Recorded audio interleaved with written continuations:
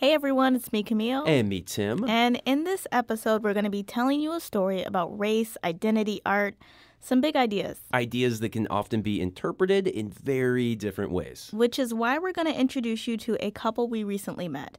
Shanti Parikh is an anthropology and African-American studies professor at Washington University here in St. Louis. And her husband, Jason Wilson, owns a chain of coffee shops. High stakes. I got more stake than Philly. Shopping sprees, copping three. Who is that? IES is fully loaded. IES. Is that Drake? Jay-Z. They've been married for a decade. I'm not going to rap like Jason did, because I might outdo him. Nice, nice. And his ego is all tied up with his ability to outdo me in rapping. Shanti's got all her lyrics in her phone. Rap battles aside, you get the point. The two are not afraid to challenge one another, and they did so recently in a very public forum. Yeah, the civic-minded couple found themselves in a heated debate at a museum, of all places. Specifically, the Contemporary Art Museum here in St. Louis, which everybody calls CAM for short. This fall, CAM showed the work of a young white artist named Kelly Walker. And his exhibit includes pictures of civil rights protesters in Birmingham being attacked by police dogs, with different shades of chocolate splashed all across it. My first response was I was interested to know what the message behind the picture was. And I was told that wasn't his main intent. His main intent was the technique of large printing, of the manipulation of imagery. And I also heard that there was some concern about some of what he was doing. And I was willing to give it a pass at the time. I said, okay, as long as the artist come and is able to explain it.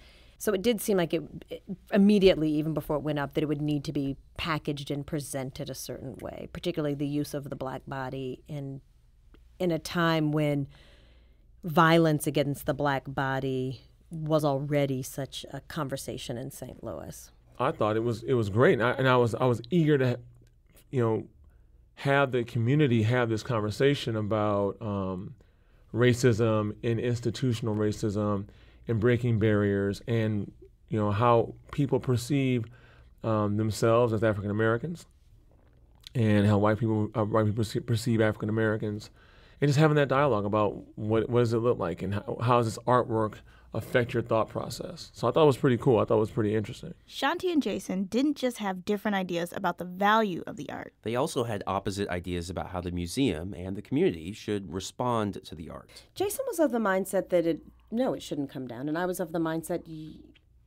you can't say that until you work the issue out.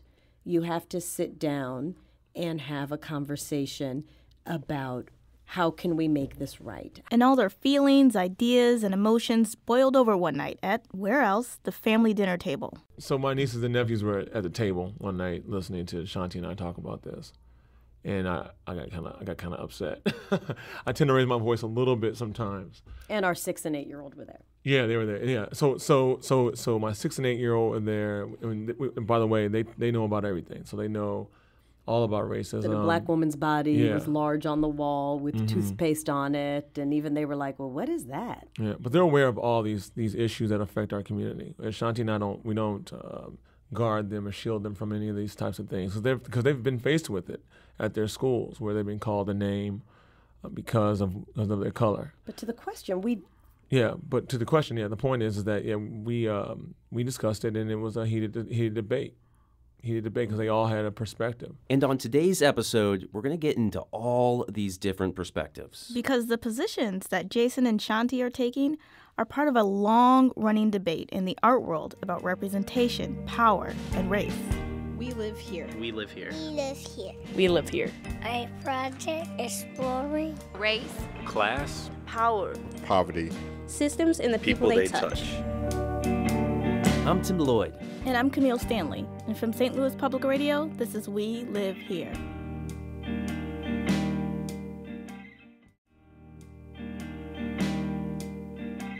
So if you are a regular listener of this show, by now you are so exhausted by our long conversations about critical art theory, the history of the Western art canon. Okay, guys. We're kidding. I can keep going. We're kidding. This is actually the first time we've tackled this issue on the show. And while Tim and I certainly appreciate art, we're by no means experts. But we study up, and of course we have other journalist friends who are experts in this area. Indeed we do, and joining us in studio is one of those people, Willis Ryder Arnold. He's an arts reporter here at St. Louis Public Radio. What's up, man? Hey, how you doing? We're good. Yeah. We're good. So you host the podcast called Cut and Paste, and if you're into art, and definitely if you're into art and in St. Louis, you should check it out at stlpublicradio.org or anywhere you get your podcast, iTunes, those kind of places. You guys know what to do. Yeah. Anyway, Willis's beat got really busy this fall when Cam put up the exhibit that Jason and Shanti were talking about. Yeah, and the museum thought, this exhibit, it's going to be a breakthrough show. But Willis, would it be fair to say that this show blew up in, not the best possible way? Yeah. Let me back up and actually set the scene for you.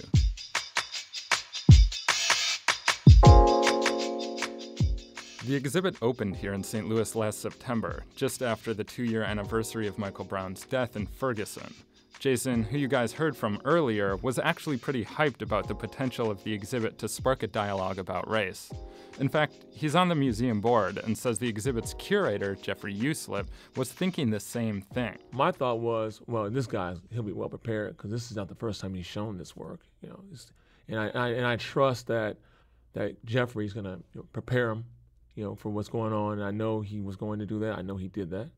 But when I found out that he did a horrible job, then I was pissed off. And the person who was supposed to be ready to answer questions about race and art was Kelly Walker, the young white artist we were telling you about. He's from Georgia, and his work has been shown in influential galleries from Los Angeles to Spain. His exhibit in St. Louis is called Kelly Walker Direct Drive. Yeah, Tim and I actually went over to the museum because it's right around the corner from the office because we wanted to see this art. Right, and it's made up of iconic pictures from black culture and media that Walker then digitally altered. So, for example, there's this one major piece of the exhibit. It's a floor-to-ceiling print of the rapper Trina in a bikini on the cover of King magazine that's covered with digital scans of what are supposed to be toothpaste. Yeah, it's pretty startling and, gotta say, kind of weird. And you're not alone. Many people found it offensive. And some say the white smears actually look like semen. And they found it equally offensive that visitors could walk on the image. Yeah, that was really weird. But again, Tim and I aren't experts. So, Willis, what was the response from the rest of the art community? Honestly, people were kind of freaked out. I caught up with local artist Khalil Irvin, who was working in his studio. When I think about someone just putting chocolate sauce on a historical image for black and white people in America, it shows white people that they can do whatever they want, and it shows black people that your struggle and the reality of civil rights in America really doesn't matter. Irving joined a group of artists calling for a boycott of the exhibit. 3 black members of the museum's administrative staff signed a letter calling for the exhibit to come down.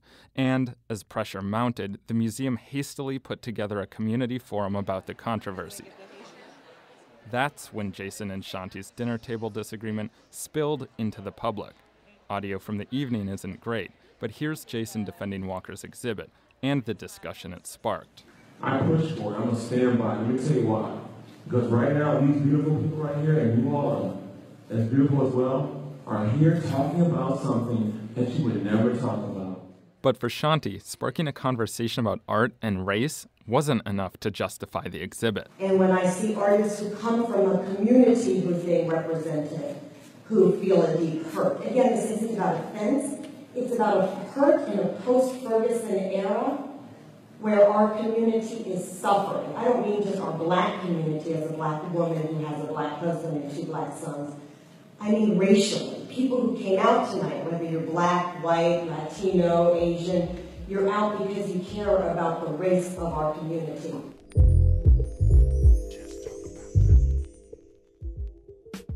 For a lot of people here, you can't extract race from Walker's exhibit. But again, Walker has his defenders, not the least of which is the exhibit's curator, Jeffrey Uslip. He is the one contemporary artist of our generation that is thinking through history, race, identity, and their lasting, evolving, and rotating implications. Kelly is not telling us what to think one way or another. What he is doing is allowing his practice to help us think through the issues of our time. But here's where critics of the exhibit saw a disconnect, because Walker himself says his work really isn't about race. The race issue? I think I deal with the body more so than race, and the body both being the mechanical or the machine, like the computer or the record player, as well as the body being an organic, material-based being. And after his art went up, he left town. Meanwhile, the controversy was starting to seep beyond city borders. Local artists posted essays on prominent art blogs that criticized Walker and his work. On top of that, the influential website Art News also started reporting on the controversy. You know, Willis, I kind of remember this time because it seemed like CAM officials went into damage control mode.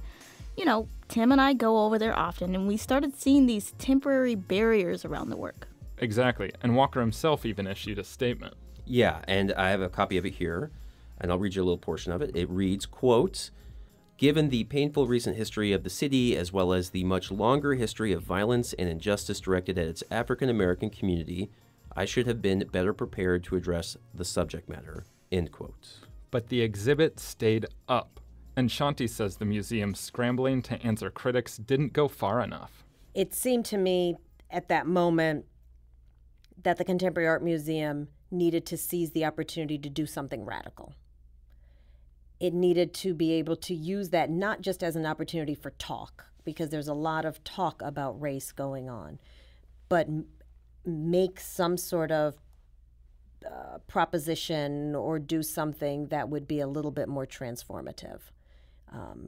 The decision to not take it down that was articulated at that moment, I thought was an additional abuse. I thought it was further showing that the community that was calling for change did not have any power. People like Shanti have been pushing for the art world to become more inclusive for a long, long time.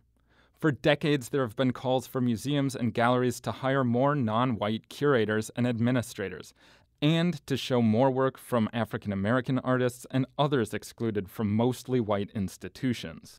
It's a world portrait artist Kahinda Wiley has been navigating for years. Well, the Kelly Walker work was part of a feed on my Facebook page. And so I was curious, and I clicked, and I saw that a number of people were upset about the audacity of a young white American male to make these kind of sweeping statements about his community and the people and their histories in a way that seemed very privileged. And if you're not part of the art world, you may not know this, but Wiley's a really big deal. He's been compared to Andy Warhol, Norman Rockwell, and Jeff Koons. Some of Wiley's most famous work depicts young people of color, painted in heroic poses in the tradition of European portraiture. He's painted young black women as saints and young black men as generals. The goal ultimately is to have them go through art history books, to look at some of the grand, celebrated paintings of the past, to imagine how they might imagine themselves being portrayed in a painting. Wiley does this deliberately, because white elites still control most art museums and galleries. All right, guys, Tim and I are going to jump in here. Because we need to explain just how white the art establishment is, and how that contributed to, shall we say, cringe-worthy moments throughout history. Exactly. So let's start with some numbers. A 2015 survey from the Mellon Foundation found that only 4% of museum leadership in America is black, and 3% is Latino. Demographics aside, the art world has tried to deal with issues of race in the past, but a lot of the time art institutions like CAM here in St. Louis have stumbled along the way. Let's walk through some examples. In 1969, the Metropolitan Museum of Art launched Harlem on My Mind, which got criticized because it left out input from black artists. 20 years later, in the mid-'80s, the Museum of Modern Arts in New York was criticized for its primitivism exhibit, which featured white artists influenced by African art traditions. Critics said the name itself demeaned black people and their traditions. Then in 1993, the Whitney Biennial, one of the top art shows in New York, deliberately included works of artists from various ethnicities and races. But at the time, white art critics called the work violent and overly political. However, we should say that art critics these days say that initial response was way off base. Instead, they say the problem is that critics at the time, mostly straight white men, couldn't look past their own biases. Which brings us back to Wiley and his experience as a black artist. Willis picks the story back up from here. At the time Wiley came on the art scene in the early 2000s, things had changed. Sort of. There'd been a string of black artists who'd broken through and diversified what's considered to be the establishment of the art world. And we're talking about artists like Kerry James Marshall, Glenn Ligon, Kara Walker. I stand on the shoulders of those visionaries who were able to make these space-clearing gestures and allowed for newer voices to come through. And although his work was accepted quickly, that doesn't mean it was always understood. What I ended up with, from a critical perspective, was many people who just simply didn't do their homework. They didn't know who the models were. They didn't know how I found them. All they said was that Kehinde Wiley paints rappers. And it was fascinating to me that young, black, male, urban, visible, in a respected domain equates to rapper. Now, today, we're all sort of working within this slightly more fertilized space, but there's a lot more to do, and there's a lot more to learn.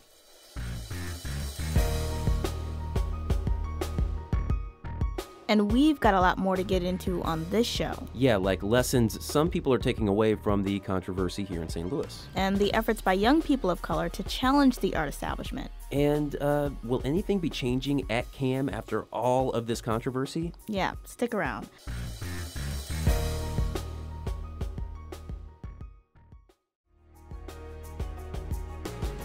So just before the break, we established that there have been some improvements in the art world, but there's still a lot to do. With that in mind, we're handing the story back over to Willis. And just like the first part of this show, we're going to start at the dinner table with Shanti and Jason. If you remember, their argument about Walker's work happened in front of their young kids as well as their niece and nephew, who are in their 20s. So I think for me, it was with that conversation, they realized that that representations, now we're talking about art, that representations matter. And that representations can never be decontextualized and always carry a meaning, whether it's an implicit meaning or it's an explicit meaning. Shanti and Jason say it's important to acknowledge that any precedents set in the art world now will be dealt with by future generations, that the art we display today will affect how young people see the world tomorrow. Young people, like Taylor Aldridge. She's a black art critic living in Detroit. Hello? I got a hold of her on Skype while she was out running errands one morning. I have a guest, actually a friend of mine who's an artist, Tiana McLeod. She's visiting the city. So I'm like getting bedding and groceries right now to properly host her. Taylor formed the website arts.black last year with her friend Jessica Lynn because they didn't see enough people of color or other marginalized communities represented in art criticism. And so I posed the question on Facebook, where are all the black arts critics? We kind of, Jess and I came to this aha moment, like, well, what if we sort of called together a place for this work to exist and where people can feel comfortable to really, really write critically. Taylor says sites like hers exist to call out bias that can be hard to untangle from traditionally white institutions. And this really applies to the Walker exhibit at CAM.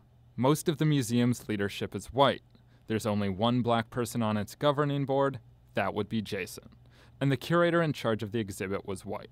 The artist, white. If it were not for another artist or writer who is sort of providing an alternative narrative, a counter narrative to what the museum institution may be providing, then, I mean, we would just be grappling with a whole nother scenario and not really understanding the implications of what's happening between the communities of St. Louis and this larger institution. And the relationship between community, art, and an institution often hinges on what an artist is trying to say. In fact, Kehinde Wiley, the famous painter, says when there isn't clarity behind an artist's intent, especially when the images can be sensitive, this relationship becomes strained. And often what an artist is trying to say will be tied to the color of his or her skin. It's something he's learned firsthand. Early on in his career, Wiley did a series, painting figures of white women. And people couldn't get over it. There was a fascination with this young black man who was fetishizing the white female body. And there was an excitement around that. He was even pushed to make that a focus of his work. A new investigation into white femininity seen from a black male perspective. That simply wasn't my project. My project was to learn the mechanics of painting. So he took the history of those techniques and flipped them. Like we told you earlier, he applied them to subjects previously excluded from that space on the wall. Brazilians, Israeli people of color, and others from around the world. Just people on the street that he painted to push portraiture past that false binary of black and white art. I, however, belong to a world and a set of priorities and a personal history that demands that I say something in the affirmative, that demands that I celebrate the values that I have as an American, as a black man, as a queer son of a Nigerian father and Texan mother. All of these personal histories give rise to what you end up doing. And the reason why I do what I do is because I have no other choice. The utterances that I create were made because of the history that I have. And Walker, the artist who created the exhibit shown here in St. Louis, obviously doesn't have that history. Even though he's worked again and again with important images from black culture, he defines the work by its focus on consumerism, technology, and history. He says putting toothpaste smears on a massive picture of the rapper Trina is a statement on the whitewashing and commercialization of the black body. No, I'm not talking about history you learned in school. My work kind of deals everything with like the rise of modernism and starting kind of back to the Industrial Revolution, to the rise of modernism, and through sort of the beginning of the digital age, or whatever you want to call sort of the space we're in now. And while Walker says race isn't top of mind when he's making these artistic statements, Kehinde Wiley says that's a luxury he and other black artists don't have. The fact that if I painted a bowl of fruit, it would be a bowl of fruit by a black male American gives you a certain text through which you can read that bowl of fruit. It gives you a means by which you can make certain judgments and assumptions and certain affinity associations with that body of work. And the same can be said of Kelly Walker or anyone of his ilk.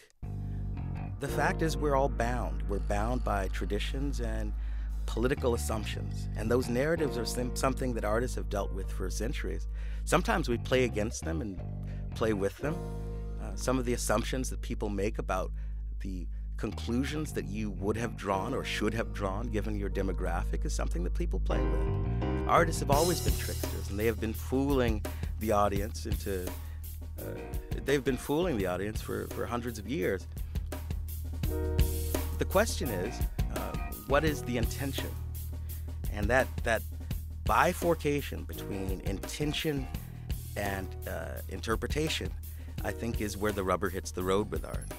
The extrapolation that the audience has is, of course, their own, and they're perfectly justified in drawing their own conclusions.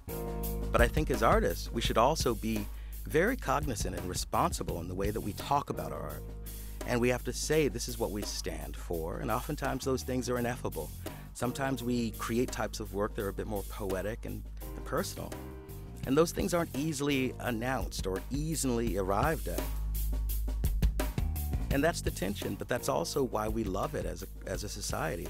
We love the ability for an artist to come in and throw in chaos and shake up our assumptions. But in socially tense times, such as the present, you'll see that these types of signifiers that art throws out take on that much more importance.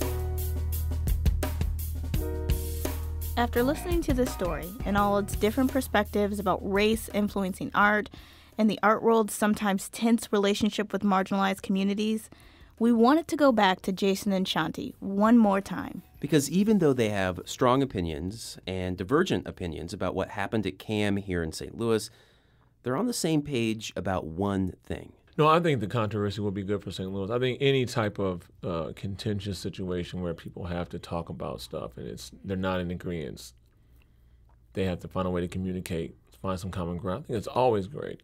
And here is where we agree.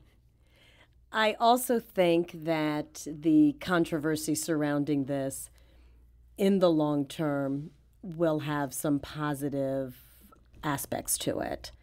I think it has put, for a lay audience, people who are not artists, people who go to museums, I think it will put on their radar the idea of subject matter and authorship, the idea of representations of marginalized bodies, and how that itself is a political commentary in ways that maybe they hadn't thought of before.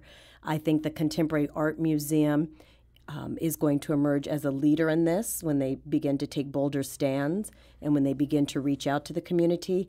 I think the Black art community, we all now know that they have a very visible presence and extremely powerful messages, and that art can help our community move forward.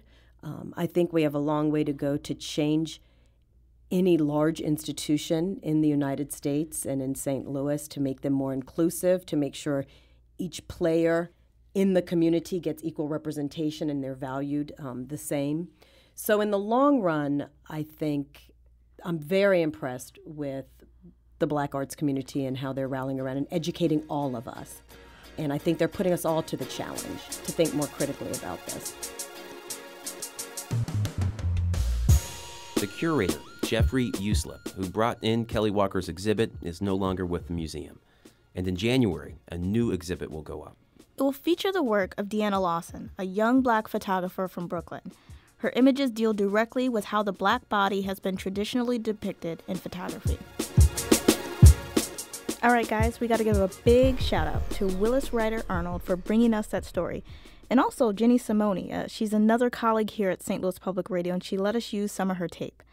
We also want to give a huge thanks to local producers Trifecta and Abnormal, who created a lot of the music you hear on the show. We Live Here is produced by me, Tim Lloyd. And me, Camille Stanley. Shula Newman is our executive editor. And Cassie Morgan composed our theme music. And from St. Louis Public Radio, this is We Live Here.